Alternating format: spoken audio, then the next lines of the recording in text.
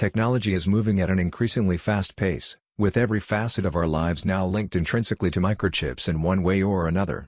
While this might all be in the name of progress, it's also harming many traditional careers which are increasingly becoming automated. Businesses come and go. A very small number tends to survive through the generations, and it's unlikely even some of the biggest names in business today will make it to the next century. Things change, and economies evolve. There's not much you can do about it. And when that happens, the jobs change, too. So which jobs are likely to disappear by 2030? Drivers. The world will always have drivers of some sort, and we'll probably still be driving in 10 years. But the writing is on the wall, and there are a lot of resources being dedicated to handing over the wheel to automation. Self-driving cars are only a few years away, and when the switch happens, it's not just our vehicles that will be autonomous.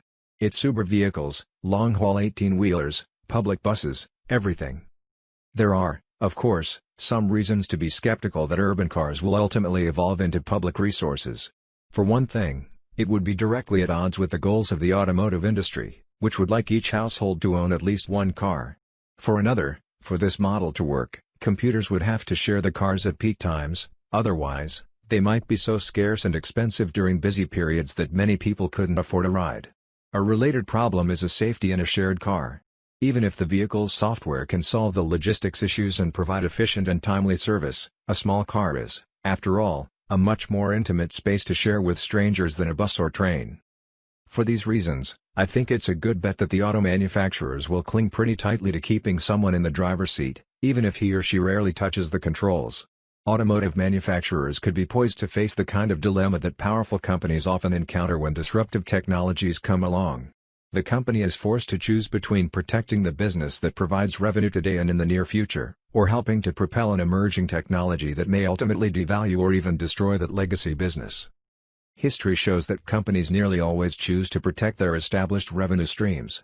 If the kind of revolution that Brin envisions is to unfold, it may have to arise outside the automotive industry. And, of course, Brin may be in exactly the right place to make that happen.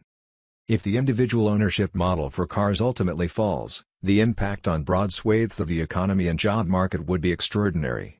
Think of all the car dealers, independent repair shops, and gas stations within a few miles of your home.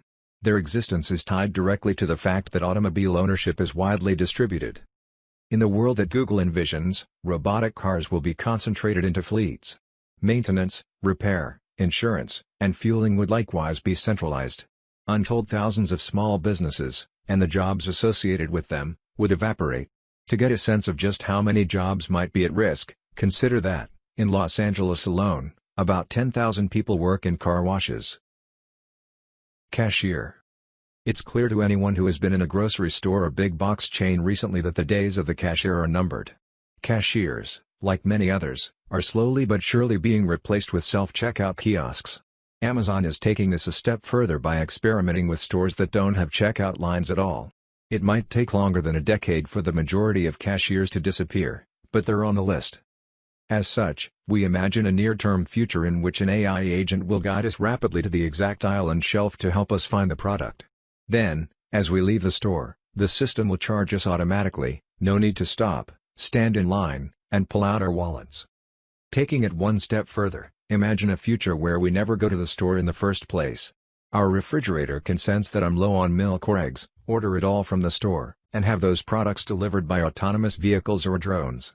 In this near-term scenario, all we do is take the products off my front doorstep and stock them in my refrigerator. High-level autonomy is already underway. Over the last few months, up in Seattle, Amazon has established a store called Amazon Go, which is a cashier-less retail store for Amazon employees only. The reason it's only for Amazon employees is that they're doing tests to see how it works.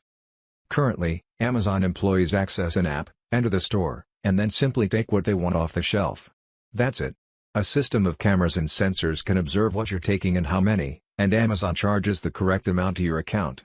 All you do is walk out, no checkout and no cashiers.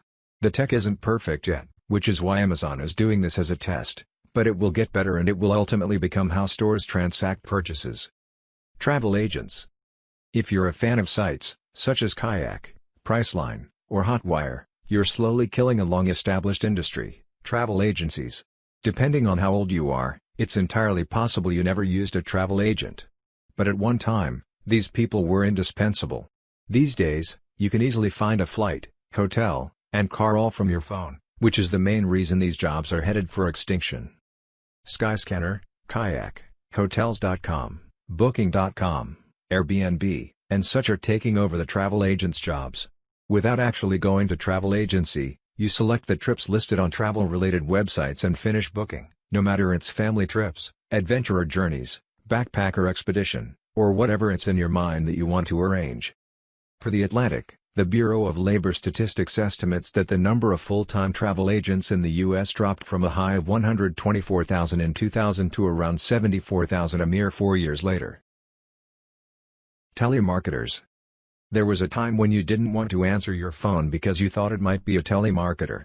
They still exist, but fewer of them are actual flesh and blood humans. You might be familiar with robocalls. These days, these robot callers are replacing telemarketers.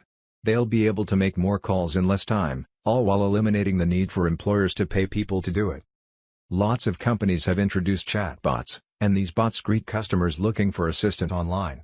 The bots resolve simple queries on their own, and more complicated questions get allocated to a human representative.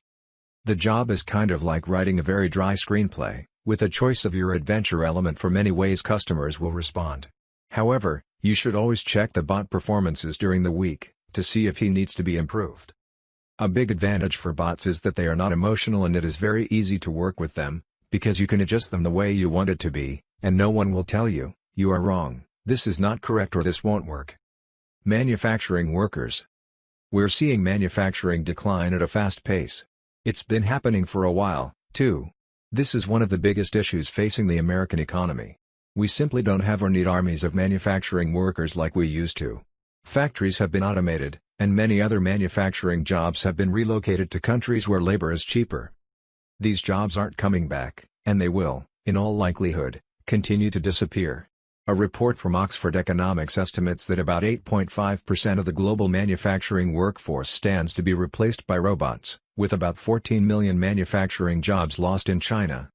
Over the next decade, the U.S. is projected to lose more than 1.5 million jobs to automation. China is slated to lose almost 12.5 million, the European Union will lose nearly 2 million jobs and South Korea will lose almost 800,000. Other countries around the world are expected to lose 3 million jobs to robots by 2030. The three biggest reasons for the robot surge, the report outlines, are cost, capability, and the rise in demand for manufactured goods. The cost of machinery has drastically declined, making robots cheaper than humans. The processing power of microchips, smarter networks, and longer battery life has dramatically increased the per-unit value of robots, and their costs have dropped 11% from 2011 to 2016. Robots are also quickly becoming more capable of improvements in technology. Artificial intelligence allows robots to learn and make informed decisions and carry out more sophisticated processes. The improvements have expanded robots' usefulness in areas beyond the automotive industry. The repercussions of the robot expansion will be disproportionately felt by lower-skilled workers and poorer local economies. According to researchers from Oxford, the rise in automation will aggravate social and economic stresses from unemployment and income inequality in times when increasing political polarization is already a worrying trend. Of course, these jobs will probably always exist in some fashion. But their roles are quickly diminishing. For that reason, they might not be fields you want to try to break into. That's it, guys. Thank you for watching this video until the end. I hope it was helpful for you. What other jobs might disappear by 2030? Leave a comment down below, and don't forget to subscribe and like this video if you enjoyed it.